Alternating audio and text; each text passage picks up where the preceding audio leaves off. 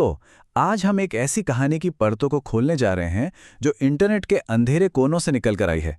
ये कहानी है कंटेंट क्रिएटर्स और उनके दर्शकों के बीच के उस रिश्ते की, जहां एक फॉलोअर का जुनून एक डिजिटल पिंजरे में बदल जाता है। चलिए इस कहानी को करीब से समझते हैं। सोचिए, एक ऐसा नोटिफिकेशन जिससे कोई कभी बच ही नहीं सकता। यही वो लाइन है जो इस पूरी कहानी का कह सकते हैं सार है। ये सिर्फ एक फॉलोअर की बात नहीं है, ये उस नज़र की कहानी है जो धीरे धीरे एक जाल बन जाती है। तो चलिए शुरू करते हैं पहले हिस्से से, एक डिजिटल भूत की कहानी। और ये कहानी एक बहुत ही ज़रूरी सवाल पूछती है कि ऑनलाइन पहचान बनाने की असली कीमत आखिर है क्या। तो कहानी का सेंटर पॉइंट है मिया। एक नई व्लॉगर है जिसके चैनल पर मुश्किल से 300 सब्सक्राइबर्स हैं। मतलब वो हर एक नए फॉलोअर के लिए कितनी एक्साइटेड होगी, पर उसे इस बात का जरा भी अंदाजा नहीं था कि दर्शकों को पाने की यही बेताबी उसे एक बहुत बड़े खतरे की तरफ खींच रही थी। और फिर आता है वो पहला नोटिफिकेशन। जैसा कि अक्सर ऐसी कहानियों में होता है, शुरुआत बहुत ही मामूली सी लगती है, बस एक गुमनाम फॉलोवर। तो हुआ ये कि 1 सितंबर को मिया ने देर रात एक वीडियो डाला और ठीक घड़ी में जब 3:17 हुए, एक बिल्कुल खाली अकाउंट जिसका नाम था साइलेंट वॉचर _317 उसे फॉलो करता है। अजीब बात तो ये थी कि अगले दिन यानी 2 सितंबर को ये फॉलोअर एक कमेंट करता है और गायब। फॉलोअर लिस्ट से पूरी तरह गायब हो जाता है, जैसे वो कभी था ही नहीं। और कमेंट क्या था? तुम अकेली नहीं हो। सुनने में शायद ये नॉर्मल लगे, थोड़ा अजीब पर नॉर्मल।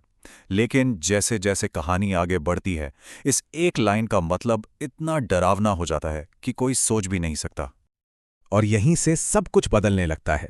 जो अब तक एक छोटी मोटी अजीब घटना लग रही थी, वो अब एक खतरनाक डिजिटल निगरानी में तब्दील हो जाती है।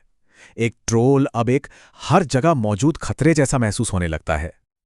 10,000 ये मिया के लेटेस्ट वीडियो पर व्यूज थे, लेकिन जब उसने एनालिटिक्स चेक किए तो उसके होश उड़ गए। ये 10,000 व्यूज सिर्फ एक दर्शक से आए थे, साइलेंट वॉचर _317। मतलब ये अब सिर्फ देखना नहीं था, ये एक जुनून था, एक ऑब्सेशन। फिर कमेंट्स का सिलसिला और भी पर्सनल और डरावना होता गया।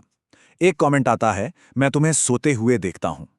सोचिए, ये किसी भी कंटेंट क्रिएटर का सबसे बुरा सपना है।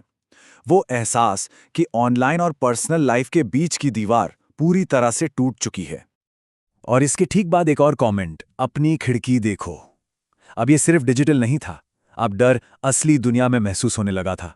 खतरा बहुत बहुत करीब आ चुका था। मामला अब सिर्फ कमेंट्स तक नहीं रहा, मिया की अपनी टेक्नोलॉजी ही उसकी दुश्मन बन गई। सोचिए, कैमरा ऐप अपने आप खुल रहा है, फोन बैकग्राउंड में अजीब फुसफुसाहट रिकॉर्ड कर रहा है, और हद तो तब हो गई जब एक रात उसके सोते हुए एक अनऑथराइज्ड लाइव स्ट्रीम शुरू हो गई। और सबसे ज्यादा डराने वाली बात, वो उस अकाउंट को ब्लॉक तक नहीं कर पा रही थी।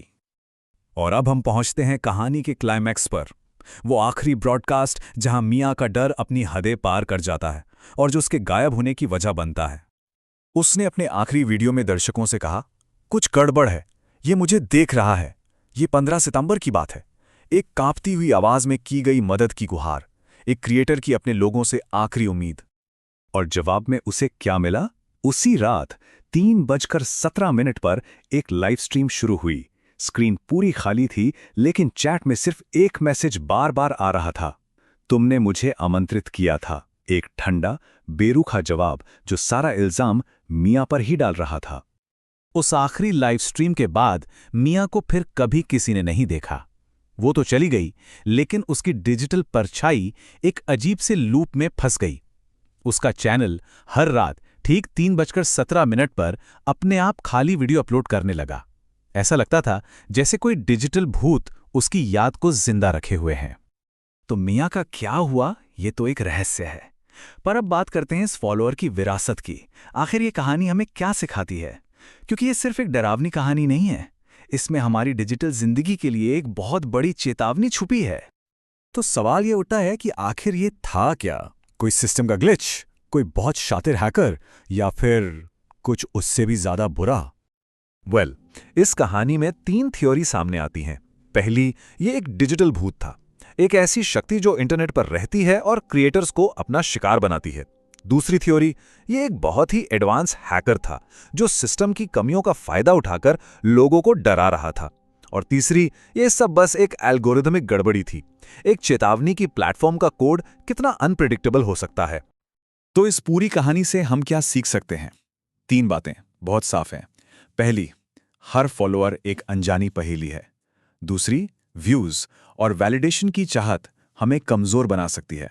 और सबसे जरूरी तीसरी बात, डिजिटल दुनिया हमेशा हमारे कंट्रोल में नहीं होती। और आखिर में ये कहानी हमें एक बहुत ही ज़रूरी सवाल के साथ छोड़ जाती है। जब हमारे दर्शक हमारे लिए सिर्फ एक नंबर होते हैं, जब उनका कोई चेहरा नहीं होता, तो असल में हमें देख कौन रहा है?